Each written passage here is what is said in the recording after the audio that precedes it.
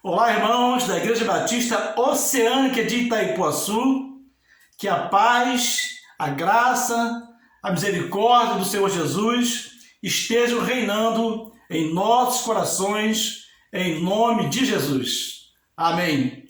Como os irmãos podem ver, eu estou aqui usando a camisa de missões nacionais, pois a nossa igreja está em campanha por missões.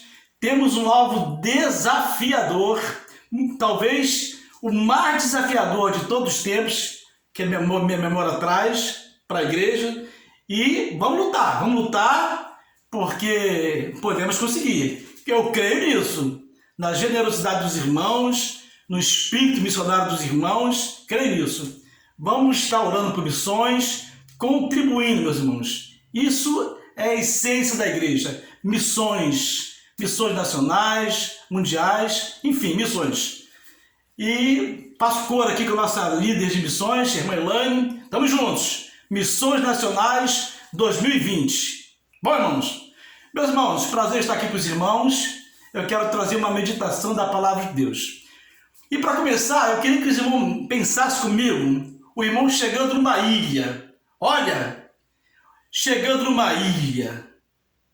Só que nesse dia não vai ter sol. Muita chuva, muito frio. Situação de chuva e frio.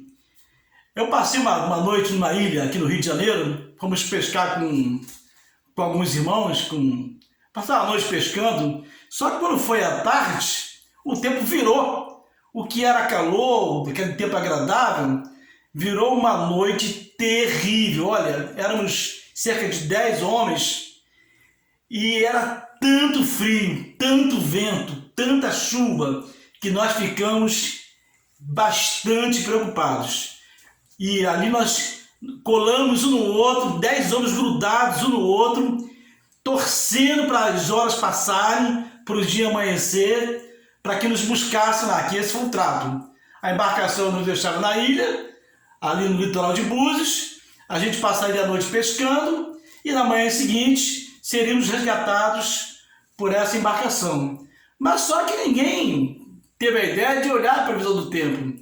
E a noite foi terrível, terrível. E eu trazendo para os irmãos essa meditação e fazendo os irmãos se colocar nessa situação. Chegando numa ilha, bastante frio. Bastante frio. E na verdade é o apóstolo Paulo que está vivendo essa experiência. E está na companhia de Lucas, e está na companhia de Aristarco, e mais 200 e tantas pessoas. Na verdade, naquela embarcação que naufragou e chegou ali em Malta, haviam 276 pessoas. Eu quero ler aqui o texto para os irmãos, e a gente pensar, meus irmãos, como que um homem, um servo de Deus, suporta tanta provação, tanta luta e sem apostatar da sua fé. Ele poderia, assim, questionar: por que eu estou passando por isso? Que luta terrível eu tenho passado? E em nenhum momento o apóstolo Paulo reclama, pondera, nada dessas coisas. A gente vai ver isso aqui na nossa meditação de hoje. Meus irmãos, por que veio essa mensagem na minha mente? Porque essa semana eu recebi uma ligação de um amigo e ele estava preocupado. Falou assim: irmão, o irmão tem ido à igreja? Eu falei: olha, meus irmãos, meu amigo, eu não estou indo porque a situação não é favorável, já tenho mais de 60 anos, sou hipertenso e há um receio da família que eu vá e haja contaminação, e eu estou abrigando na minha casa meu filho, nora, neto, não vou. Então ele fez a seguinte pergunta para mim: irmão, será que alguns não vão abandonar a fé? Esse distanciamento da igreja, será que alguns não vão abandonar? Não vão apostatar da fé? Eu espero que não, né? Falei para ele: espero que não. Não há necessidade de abandonar a fé. Tomara que não. Tomara que todos, passar por essa pandemia, saiamos do outro lado, todos bem firmes em Jesus. E falando sobre isso, vi essa passagem de Paulo. Paulo chegando aqui na ilha. Eu vou ler aqui o texto para os irmãos, que se encontra em Atos 28, que fala assim: havendo escapado então, está falando do naufrágio, né? O contexto é que Paulo estava sendo levado para a Itália, via mar, né? Na embarcação, no navio, e a certa altura, Paulo alertou, olha, não vá, porque eu estou sentindo que vamos ter problemas. Mas aí o centurião Júlio achou por bem não ouvir o apóstolo Paulo. Ouviu o mestre do navio, o capitão, e o capitão, não, vamos seguir, está tranquilo. E eles foram. Mas a certa altura o navio foi arrastado por um vento tão forte, se eu não me engano é Euroquião o nome do vento, e veio uma tempestade tão grande que o barco ficou à deriva. E isso durou, meus irmãos, uma noite, 2 noites, 3 noites, 14 dias e 14 noites, sob intenso temporal, sob intensa chuva, muito frio, fome, temor. E chegou um ponto que o apóstolo Paulo fala assim, ó, fugiu-nos afinal toda a esperança de sermos salvos. Está em Atos 27 a 20. A situação ficou tão crítica, mas tão crítica, que ele fala assim, ó, dessa nós não vamos escapar. Mas a certa altura um anjo do Senhor apareceu ao apóstolo Paulo e falou para Paulo, não temas, que todos vão se salvar. Nenhuma vida se perderá. E Paulo se levanta cheio de ânimo e conclama o pessoal da embarcação e dá a mensagem, olha, o anjo de Deus, de quem sou e a quem sirvo, esteve comigo essa noite e deu a mensagem tranquilizadora que, apesar de toda a situação diversa, eles salvariam. Então, para isso, teriam que chegar em algum lugar. E chegaram em Malta.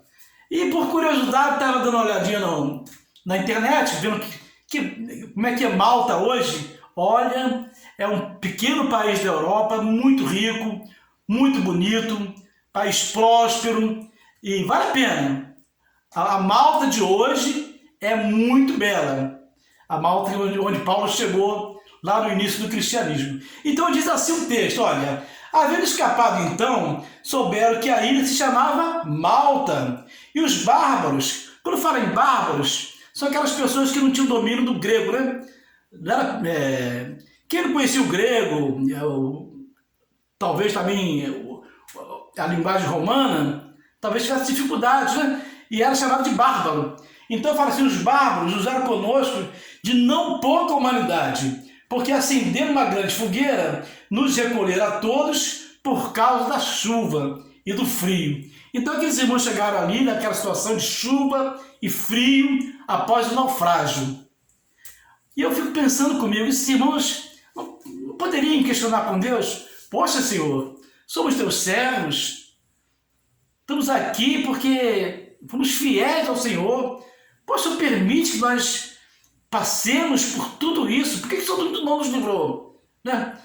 Mas esses irmãos, meus irmãos, eles nem questionam isso. Eles estão tão seguros da fé em Cristo que em nenhum momento eles reclamam das suas lutas, das suas dificuldades. Pelo contrário, chegando na ilha, Paulo, o texto vai prosseguindo aqui, e Paulo ajuda lá na fogueira. Olha só, depois de passar todo esse período no mar, a deriva, quando Paulo está colocando lenha na fogueira, os gravetos na fogueira, veio uma víbora e pica a mão de Paulo. Ele sacode aquela víbora, a víbora cai no fogo e os nativos ficam olhando para ele, né? Bom, ele vai cair morto, ele vai inchar. E fala assim, esse homem certamente é um homicida. Então chamaram Paulo de homicida. Por quê? Porque fugindo do naufrágio, de toda aquela luta, chega aqui mordido por uma cobra, picado por uma cobra, certamente é um homicida. E eles ficaram olhando para Paulo, esperando que Paulo caísse morto no chão, e não acontece. A vida do Paulo segue normal. Aí eles mudam de ideia rapidamente. Não, esse homem na verdade não é um homicida, é um Deus. Então, meus irmãos, parece que as coisas não tem trégua, é luta após luta e a vida continua. Você não vê esses homens blasfemando, esses homens reclamando, pelo contrário. Eles vão firme, vão na sua jornada, com fé, tranquilamente. Então, nossa mensagem nessa noite, meus irmãos, é essa. Não se deixe abater. Eu sei que a vida é difícil, que a luta vem, o distanciamento da igreja pode trazer algum enfraquecimento, mas não desanime. Não desanime, porque o que nos aguarda é muito, mas muito maior do que o que a gente vive hoje. Paulo fala assim, olha, olha o apóstolo Paulo falando, eu considero que os sofrimentos neste tempo não devem ser comparados com a glória que em nós há de ser revelada. Então Paulo sabia que estava passando sufoco ali, mas o olhar dele, o coração dele, estava olhando lá para frente. Aqui eu posso estar passando algum perrengue, alguma situação difícil, mas eu sei em quem tem crido. Eu estou bem certo que é poderoso para guardar o meu depósito, o meu tesouro, até o dia de Cristo. Irmãos, não desanimem, fiquem firmes. Paulo fala assim para Timóteo, suporte comigo os sofrimentos, como bom soldado de Cristo. Olha, vamos juntos, vamos abraçados, vamos sofrer, vamos ser torturados, naufrágios, açoites, prisões, mas o que nos aguarda, meus irmãos, não é para ser comparado com aquilo que há de vir, aquilo que Deus reservou para nós. Amém, meus irmãos?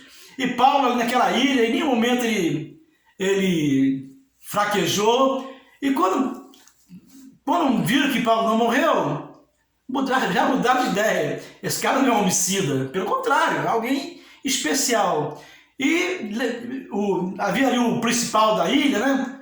E diz a palavra de Deus que o nome dele era Públio. E ali havia pessoas enfermas,